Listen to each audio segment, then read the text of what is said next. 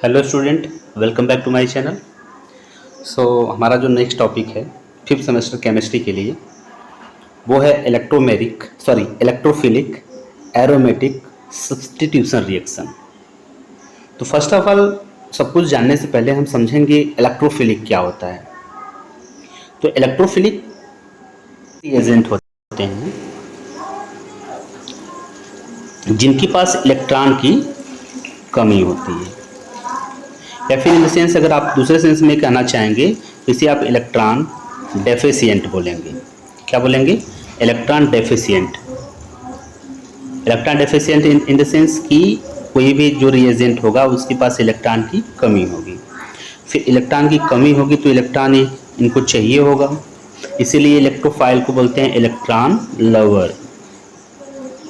ठीक है, तो ये जो इलेक्ट्रोफाइल है ये जिसके साथ रिएक्शन करेंगे, जिस भी रिएक्टेंट के साथ रिएक्शन करेंगे, ठीक है, ये उस पोजीशन पर अटैक करेंगे जहां पर नेगेटिव चार्ज की डेंसिटी अधिक होगी, जहां पे इलेक्ट्रॉनों की डेंसिटी अधिक होगी। जहां पे इलेक्ट्रॉन की डेंसिटी अधिक होगी ये इलेक्ट्रोफाइल उसी स्थान पर अटैक करेंगे, उसी स्थान से जुड़ेंगे। तो ये रहा आपका इलेक्ट्रोफाइल। समझ में आया? इलेक्ट्रोफाइल एक इलेक्ट्रॉन डेफिशिएंट स्पीसीज होता है, ठीक है ना। ये उस जगह पे अटैक करेगा जहाँ पे इलेक्ट्रॉन की डेंसिटी ज़्यादा होती है। ओके, सो कुछ ऐसे होते हैं कि जैसे कि आप समझिएगा H+ हुआ, C6H5+ हुआ, ठीक है, फिर उसके बाद Cl+ हुआ, फिर उसके बाद आपका NO2+ हुआ।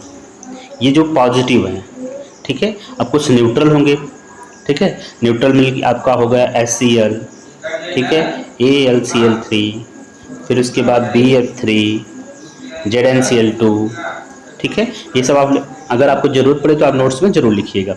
ओके, ये हो गया। फिर उसके बाद आपका नेक्स्ट वन है कुछ लुईस एसिड होंगे जैसे H2SO4, ठीक है, HNO3, ये लुईस एसिड इलेक्ट्रोफाइल होते हैं, ठीक है ना। अब समझिएगा एरोमेटिक की कहानी हम आपको पिछले वीडियो में समझा चुके हैं। एरोमेटिक क्या होता है, ठीक है। सब्स्टिट्यूशन रिएक्शन समझते हैं। सब्स्टिट्यूशन रिएक्शन ये होते हैं कि कोई भी कंपाउंड होता है, एरोमेटिक की कंडीशन हम समझा चुके हैं। सब्स्टिट्यूशन रिएक्शन के बारे में अच्छे से समझें कि सब्स्टिट्यूशन रिएक्शन होता क्या है। तो सब्स्टिट्यूशन रिएक्शन के लिए जैसा कि नाम को आपको पता है, तो सब्स्टिट्यूशन रिएक्शन क्या होता है कि let us suppose we have a benzene ring. Okay, here a atom are present. देखिएगा कोई भी एटम, कोई भी एटम हो या ग्रुप हो, ठीक है ना, इनको किसी दूसरे एटम या फिर ग्रुप से रिप्लेस करके, ठीक है ना, दूसरे जगह पे उस एटम या ग्रुप को पोजीशन ले लेता है, वही होता है सब्स्टिट्यूशन रिएक्शन। थोड़ा सा ब्रॉड डिफिनेशन हो गया, फिर से वापस से समझते हैं इस डिफिनेशन को। सब्स्टिट्यूशन रिएक्शन क्या है कि किसी भी कंपाउंड में एक ग्रुप या फिर एटम को रिप्लेस किया जाता है। किसके द्वारा? किसी ग्रुप या एटम द्वारा, ठीक है ना।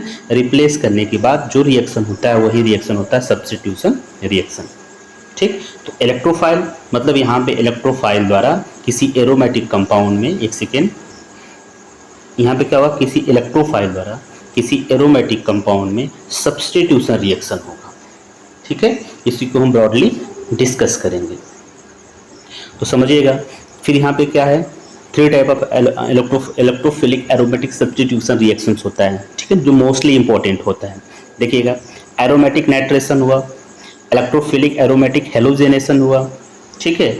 फिर इसमें क्या होता है, इसमें नाइट्रो ग्रुप होता है, इसमें replacing hydrogen by the halogen group, hydrogen को हैलोजन ग्रुप द्वारा रिप्लेस किया जाएगा। आगे आप पढ़ेंगे इसको। एरोमेटिक सल्फोनेशन हुआ, सल्फोनेशन में SO3H होता है, ठीक है ना।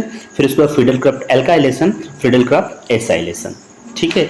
इतना आपको पढ़ना है, आपके सिलेबस की बात है, ठीक है। हालांकि ये कोई नई बात नहीं है, आप इसको इंटर में अच्छे से पढ़ चुके हैं, ठीक है ना। अब आगे देखिएगा, इन सब में जितने भी रिएक्शन आप देख रहे हैं, इन सब रिएक्शन को कैरिड आउट करने के लिए हमको मैकेनिज्म समझना होता है। किसी भी रिएक्शन का मैकेनिज्म क्या बताता है कि कोई रिएक्शन कैसे हुआ है, ठीक है ना, क्या क्या स्टेप फॉलो हुआ है। जैसे देखिएगा aromatic system used a reactant, ठीक है ना। In these reaction usually benzene. अब जो हम इसमें पूरे सब में यूज करेंगे उसको क्या यूज करेंगे, बेंजीन को, C6H6 को, ठीक है ना। हर जगह पूरे रिएक्शन में कोई एक मैकेनिज्म फॉलो होगा तो वो ये 3 स्टेप मैकेनिज्म फॉलो होगा, ठीक है ना।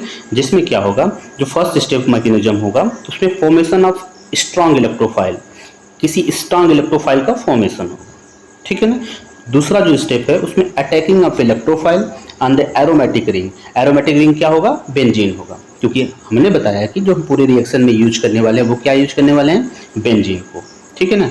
अब एक सिग्मा कॉम्प्लेक्स बनाएगा। फिर उसके बाद थर्ड स्टेप में क्या है, deprotonation of sigma complex to regenerate the aromatic ring, ठीक है ना। तो यहाँ पे डीप्रोटोनेशन होगा, वापस उनको प्रोटॉन दिया जाएगा सिग्मा कॉम्प्लेक्स को और एरोमेटिक रिंग में वो कन्वर्ट होंगे, ओके। तो यहाँ पे क्या है, electrophilic aromatic substitution reaction is most important thing है केमिस्ट्री के लिए, ठीक है। तो इसमें जितनी भी चीज़ें हैं, आपको जितने भी स्टेपेज हैं लाइक दैट कि ये नाइट्रेशन हुआ, देखो इसको नाइट्रेशन बोलते हैं, इसको हैलोजिनेशन बोलते हैं, इसको सल्फोनेशन बोलते हैं, फिडल का एल्काइलेशन, फिडल का एसाइलेशन, ये सब रिएक्शंस इंपॉर्टेंट है, ठीक है। वापस से हम आपको समझाना चाहते हैं तो इलेक्ट्रोफिलिक एरोमेटिक सब्स्टिट्यूशन रिएक्शन वो होते हैं जिसमें इलेक्ट्रोफिलिक द्वारा किसी एरोमेटिक रिंग में, ठीक है, एक सेकेंड, किसी एरोमेटिक रिंग में सब्स्टिट्यूशन रिएक्शन होता है, वेट सब्स्टिट्यूशन रिएक्शन होता है, क्लियर, थैंक यू।